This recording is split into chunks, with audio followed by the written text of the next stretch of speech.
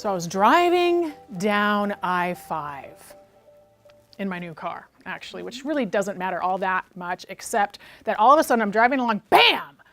I hit this really, like a pothole or something like that. And I'm like, oh my gosh, my car is like 2 weeks old. And I'm like, you're kidding me, right? And so I'm driving along, and then I see this little caution on the dashboard of my car. And I start talking to my car. I'm like, yeah, did you notice that? You know, I mean, that was pretty bad, right? So the car is noticing as well that I hit something, right?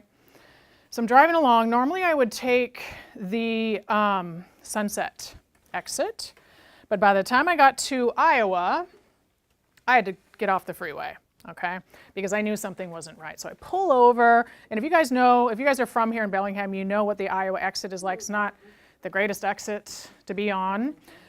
So I took a left, and guess what happens when you take a left and you go under the freeway? There's a Dairy Queen and a McDonald's.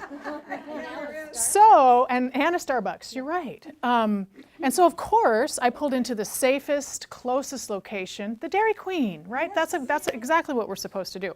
So I pull into the Dairy Queen, and I turn off the car, and I did the first thing that everybody should always do when you have a flat tire. I went in and got some ice cream. Yes. So I go in to Dairy Queen, and I get some ice cream. Now, you know, my favorite, caramel with nuts, you know, pecans, not the peanuts, and whipped cream, extra whipped cream. They never give you enough. So I'm sitting there, and I'm eating my ice cream, and I'm like, you know what? I do feel better. La, la, la. And I'm not thinking about my flat tire at all. But you know what happened? When I went back out to the parking lot, it was still flat, of course, which that would be a really good business model, actually. And so then I did what I really should have done, what everybody should always do when they get a flat tire.